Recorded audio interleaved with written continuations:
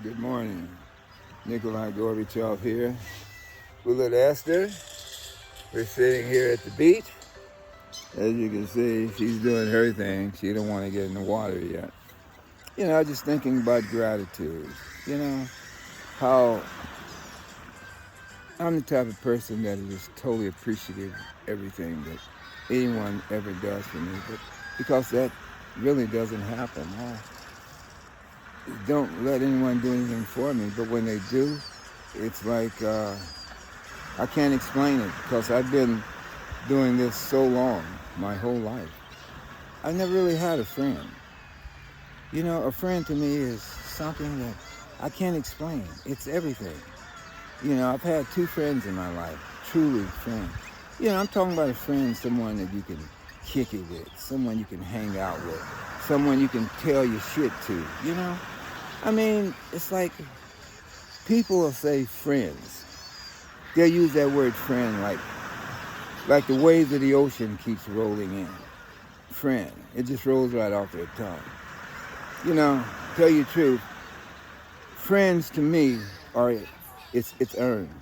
Okay? Do you know what I mean by that? Like, how can I like somebody if I don't respect you?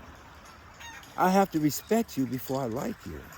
That comes first. Then I learn to like you. So when people tell me they're my friend, it's like, I say, yeah, that's cool.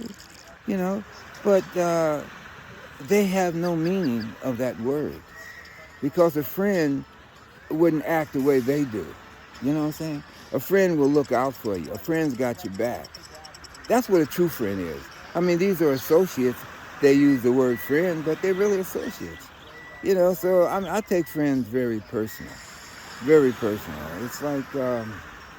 It's like family to me, because I've never had family, to be truthful about the matter. I've been on my own over 50 years, and I've never had family. I've had people that, call themselves family, but family is someone you keep in touch with, you do things with, family. They're there for you. I've never had that. Although they got my blood, I got their blood, but I'm open to being family, but nobody really reaches out to anyone anymore. Well, they never have to me. So, I accept the fact that my family is what I make around me. That's as close to family as I've always had. Ever had, should I say. Now, God has blessed me to have a family. After all I've been through. I've seen death so many times. And, but I've done so much good in my life. See, the thing about doing good and just doing, it's a big difference to me. I do good from here. Most people do good for repentance, to make sure that everybody see them doing good. So, I don't need nobody to tell me I'm doing good. I know I'm doing good here. And I don't go around telling people I'm doing good. It's just a difference. Everything is a difference. I look at life totally different than probably the average person. After you've seen what I've seen, you would look at it too. And this is things that I share with people around me. And it's a beautiful thing, that I survived what I have gone through, that I'm able to share it with my daughter. Wow, that sounds funny. My daughter, you know what I'm saying? Who in the world at 72 years old saying, let's have a family, baby, What can I say? No, it don't work like that. It don't work like that, But fortunately, should I say, I had little Esther. After going to the doctor. Now, this is funny because Erin's been, we got together. It's a story there that has to be told, Anyway, she says, Nick, check and see if you can have. I say, I can't have no kid. I say, who in the world at 70 years old want a kid? And anyway, I went and checked. Doctors looked at me and they laughed. They said, Mr. Bonte, there is nowhere in the hell you're going to have a child. Your sperm count is so low and da-da-da-da-da. I said, that's all I want to hear. I tell Erin, she had me ask my main doctor. So I did. And she told me basically the same thing. And Lord and behold, 3 months later, she's pregnant. With one fallopian tube, which was literally impossible for her to get pregnant. So if that's not an act of God, I don't know what is. You know, my life has been like that. It's like, how should I say? You know, I couldn't have wrote this script. I don't think nobody could have. You know, God has allowed me to go through so much so I can acquire knowledge. And what does knowledge do? Knowledge turns into wisdom, right? Knowledge is king, but wisdom rules the world, you know? And I thank God that I survived all this, you know? And I'm going to start telling some of my stories, because a lot of you look at me saying, oh, Nick, you know, I've had stories like that. Yeah, okay, I hear you. I hear you. But, you know, it's too intense for me to even start telling my stories, because it affects me. You know, these are stories that, you know, it affects me very deeply, you know. But some stories have to be told. I know I'm going to make Esther aware of what's going on. She's going to be a tough little girl, trust me.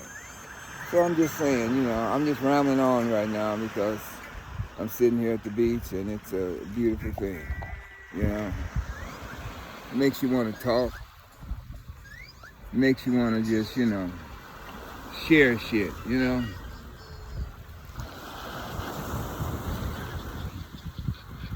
So God has been good to me.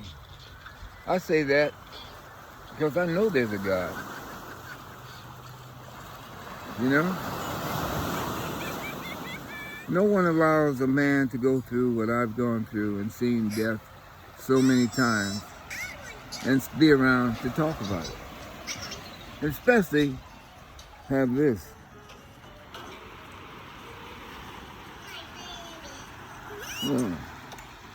That's special. That is very special.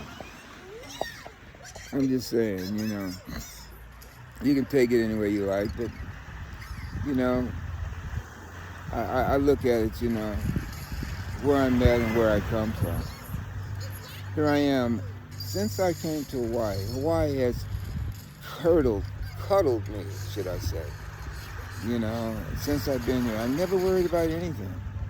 I lived in the baddest places, had the baddest condo in Waikiki, lived there for 10 years. I said, Nick, how do you pay rent, man? That rent is so high. I said, yeah, I know. You know, you don't work. I said, yeah, I know. You know, because I believe. And you know, he said, what kind of belief is that? Believe that your rent's gonna get paid and you can do what you want to do. I believe. Seeing is believing, isn't it? I've been doing it. I don't sell drugs. I don't do any of that crap. So, I mean, how do you do it? I can't explain it, okay? And you move to the top of the Mount Tantalus. You know, that's impossible. Who moves to the top of Mount Tantalus? Who can move up there, okay?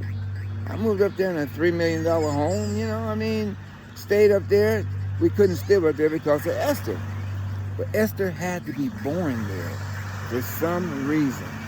At the very top of Mount Tantalus, Esther was born. Nobody was ever born up there. She had to be born up there. And we left from there simply because those centipedes and mosquitoes and the roads are blocked a lot. You know, the trees are falling. So you're trapped at the bottom of the hill. You go around, trees are falling on that side. So you can't get up the mountain, you know. So, and then sometimes you can't get down the mountain, you know, so you're trapped. So I don't know how this happened. This is a story too. We ended up out here. How does that happen? On a farm, you know. It's a beautiful thing. God is good is what I'm saying, you know. What God allows to be taken away from you, as long as you got the love of God in your heart, constant, consistently, without waver, you'll be all right. I don't waver for nobody, at any cause. My life has always been walking through the valley of the shadow of death. That's where I live.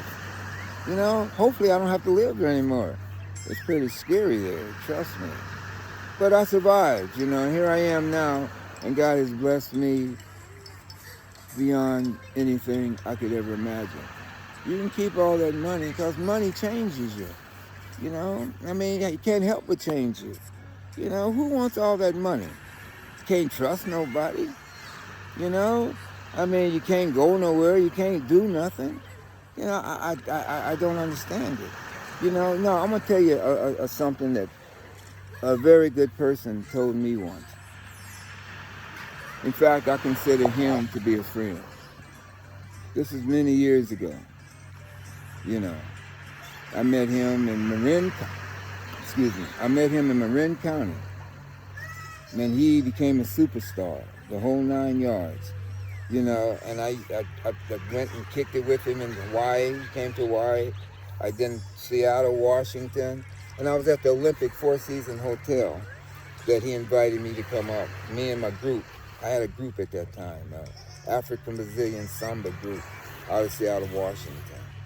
And I took them and we went up to the suite. I guess he rented the whole 2 top floors. We got up there and all these people.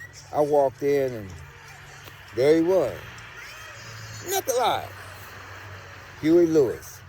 Yeah, that was my partner, Huey Lewis. That's a story right there, how I met Huey.